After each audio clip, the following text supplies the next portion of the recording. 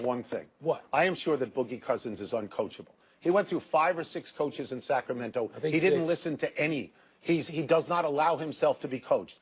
And Alvin Gentry, who is your friend and my friend, Alvin Gentry is not going to be able to coach him because nobody's able to coach him. If I am New Orleans, I go right to the phone. I call John Calipari, and I say, how much money? You just said nobody could coach him. Calipari can. Tony Kornheiser not holding back. That was Kornheiser yesterday on PTI saying Demarcus Cousins is uncoachable and the Pelicans should reach out to his college coach, John Calipari. On yesterday's episode of the Dan Patrick Show, Calipari said that move will not be happening. Stephen A., do you agree that the Pelicans should reach out to Coach Cal? No, I do not. I don't think that John Calipari has any business coaching in the NBA.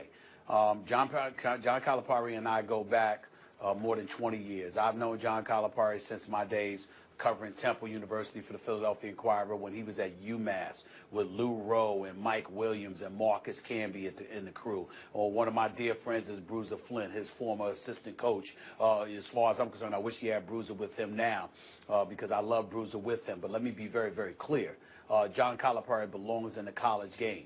I think he's too fiery, far too emotional, and I don't believe, I'm just going to say this, I don't believe he has the discipline to deal with the inevitable mistakes athletes make over the course of 82 games. I think he's older.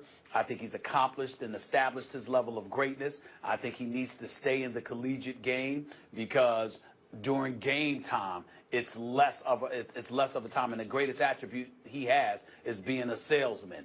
And at the end of the day, that's not as required as much in the professional ranks as it is in the collegiate ranks. The only other thing I would add is this. As much as I love John Calipari and as great of a coach as I think he is, John Calipari needs to win more on the collegiate level. I understand the national championship appearances. I understand the Final Four appearances. I get all of that.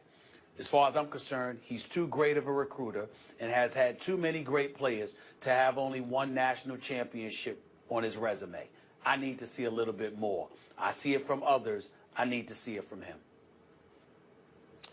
I would say in a one-and-done format, the best team doesn't always win. That's the advantage of the pros. In the NBA, more than any other sport, certainly more than baseball, more than the NFL, obviously more than college basketball, best team wins. Best of 7 in basketball, a fundamentally deterministic game, I believe, meaning luck doesn't play as large a role in the outcome of a game as it does in football or baseball.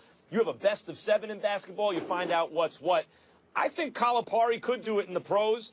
I think he'd be a really good fit with the Pelicans, actually, although, as I said, I like Gentry. And I wouldn't hold too much against him what happened with the Nets 20 years ago. It's been 20 years already. It's a long time. Look, if they actually wanted Calipari, and this was the first guy that came to everyone's mind, it almost felt like when this trade went down, when Boogie went to New Orleans, everyone was waiting to see who's the first person who's going to mention Calipari, because that's everyone, 2 Kentucky guys and bigs, and how you're going to get them to buy in. And that's what Calipari does, I think, Stephen A. Not just recruit, which is in a sense buying in, right, to what he's selling, but once he gets those guys in one-and-dones, then getting them to buy in to a team concept and to pulling together. He does that too. And considering these are 2 former players and they're going to have to buy in and figure out how to make it work together, considering the cachet, as you would say, that he now has built over the years at the college level, considering the fact that he does have some former NBA experience, and by the way, it wasn't all bad. He had a winning record one of those seasons with the Nets in a weak Eastern Conference. I don't think Calipari's a bad idea. In fact, in certain ways, if it doesn't work with Gentry, he might be perfect. The question is, what do you got to pay him? Because he's getting rich now. You got to back up the truck to pay Calipari in New Orleans right now. Well, which is another reason I wouldn't do it, because again, you're at the mercy of a draft which brings other players to a franchise as opposed to you. The money that's in free agency and the way these players are their own brand, so they don't need to associate or connect themselves with a brand that is John Calipari. I'm not holding against him what happened with the Nets years ago. I'm thinking about the fact that he's not younger. He's no longer the spring chicken that he was back then. I understand how emotional he gets. I know him. I watch him coach. I think he's an exceptional coach, but he's highly too flammable and too fiery to deal from a stress perspective with 82 games. You know what I think about? it's to a lesser degree, Max, but we saw ESPN was showing highlights, y'all, of Doug Collins being at the Northwestern game the other day, watching his son coach Northwestern. Did you see Doug Collins? I literally wanted to grab him myself. Was crazy, Stephen A. I literally wanted to grab him myself and say, look, man, you don't even need to be going to the game to watch your son. It's out of control. I love Doug Collins. I love him to death. And I learned basketball by talking to him personally every chance I get. He's brilliant with basketball, but he wears it on his sleeve so much. I was uncomfortable watching him at his own son's game. Calipari is not quite that bad, but he's up there, and I just think the combination of that with today's game, with the money that's involved and everything else, he needs to stay where he is. Yeah, it seemed even worse for Doug than when he was coaching because it's, you know, with his son there. But let's get into another one of your favorite subjects, Stephen A. How about them Cowboys? Are the Cowboys leaving their accident waiting to happen days in the past? So listen to this. Dallas has restructured the contracts of All-Pro left tackle Tyron Smith, All-Pro center Travis Frederick, freeing up $17.3 million and moving them under a proposed salary cap of $168 million for 2017. That according to our Todd Archer. So the total cap will be finalized by March 9th when the league year begins. Max, are you getting concerned that these Dallas Cowboys are starting to figure it out? Yes, I am. And as I've pointed out in recent months, last couple of years, it's been Jerry Jones's influence receding. You can see that. And Stephen Jones and football people making better decisions. And it started with the drafting of the offensive line. Including when Johnny Manziel was available. You know Jerry Jones wanted to jump there. Stephen Jones apparently put his body in front of it. But you look at the offensive line that took real patience and discipline to put together, consistently using first-round picks on a position that's just not sexy. It doesn't have the Dallas Cowboys written all over it, though their success once upon a time was predicated largely on that amazing offensive line. It wasn't the sexy skills position players they were stockpiling. It was the kind of blocking and tackling, meat and potatoes kind of stuff that they were doing. They were the right decisions. They continue to make smart decisions, including not getting in Dak Prescott's way, including waiting till that line was done to bring in the spectacular running back, including now, it seems to me, in this offseason, being able to concentrate on defense instead of trying to reach for a character issue guy who, you know, maybe has fallen because of those issues. The Cowboys are now in a position where they can just take good defensive players in this upcoming draft. I am very worried about the fact that they're already starting from a very strong position, and Stephen A. Smith seemed to be going about things the right way. Trust the process. I hate to say it.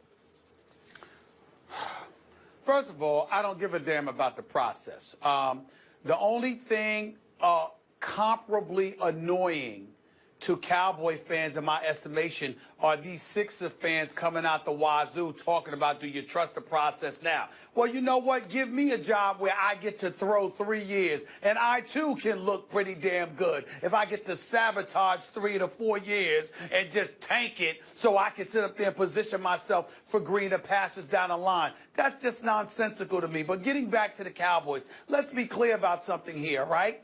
Bravo. Congratulations. You're making smart moves. Last time I checked, you did that when you drafted Zach Martin instead of Johnny Manziel. Last time I checked, you did that when you acquired Des Bryant.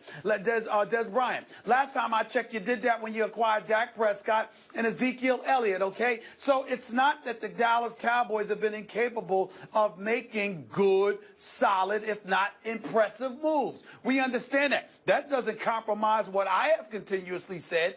I have continuously acknowledged that the Dallas Cowboys are on the come up. I picked them to win the NFC East last year before a game was played. But what did I say? What can go wrong will go wrong. You can book it. Whatever will go wrong, it will happen to them at the most inopportune times. I don't give a damn if it's in the regular season. I don't care if it's in a divisional playoff game. I don't care if they were lucky enough to get to an NFC championship game or a Super Bowl. What can go wrong with this black cat of a franchise will go wrong. That is what will happen, and I don't give a damn about some offensive linemen that are being taken care of. We want to protect Dak Prescott. Duh. We want to block for Ezekiel Elliott. Duh. Who the hell can't figure that out? Sure, let them do it. It means absolutely nothing to me. In the end, they will lose, and that's all that matters to me. I don't care when it happens, as long as it's for the Super Bowl. That's all I care about. You're basing that on 22 years of futility in the playoffs, largely. You're basing that on Jerry Jones' reign of terror that really destroyed Cowboys fans' hopes.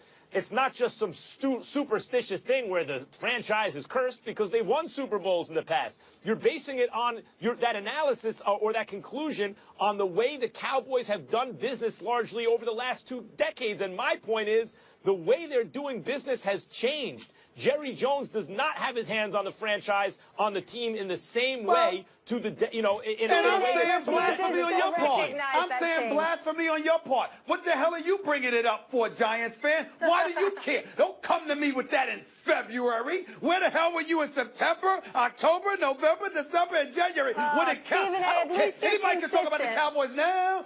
Listen, y'all choose to talk about the Cowboys on this hold it. Y'all choose to talk about the Cowboys on this elevated pedestal. I'm going to choose to remember the last time I saw them with their heads down, depressed because they lost to the damn Green Bay Packers. Don't come to me in the offseason in which they went home early yet again talking to me about the Cowboys. Come talk to me when the season begins. I'm going to enjoy my offseason knowing that they didn't win. I'm good. Stephen A. when the Cowboys win a Super Bowl. So Stephen A. saying that their dysfunction continues. How about the Lakers, though? Why does Demarcus Cousins being traded to the Pelicans mean we are a long way from a return of Showtime for the Lake Show? Stephen A. will explain that in his final take. Stay here.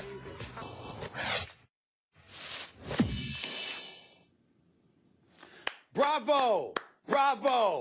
The Los Angeles Lakers, in case y'all missed it, according to reports, refused to trade for Demarcus Cousins. Supposedly, they didn't want to give up some of their young players. Supposedly, they didn't want to give up any potential draft picks. Supposedly, they wanted to hold on to the 19-year-old Brandon Ingram, who, by the way, is averaging 8 points on 36% shooting. Fair enough, because we don't know about his upside. But the reason why I say you should applaud this is because it's further evidence that Magic Johnson is so desperately needed to be president of basketball operations for the Los Angeles Lakers. Don't know if you know this, but you know he's meeting with Jim Buss and GD Buss and the crew right now, don't you? He met with them yesterday. He's meeting with them again today. And hopefully the Los Angeles Lakers would have the good sense, the common decency to put this man in control of basketball operations, because you can't tell me that Magic Johnson would not have found a way to get his hands on Demarcus Cousins. For those of you out there who simply forget this stuff, let me remind you, Demarcus Cousins is 6'11". He's 270 pounds. He's averaging 28 and 11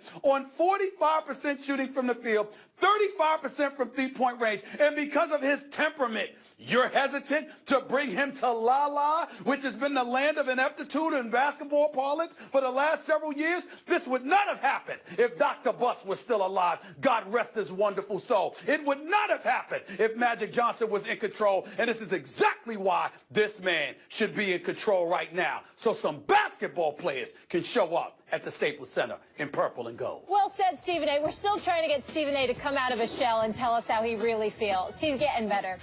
See you all tomorrow. Have a great day.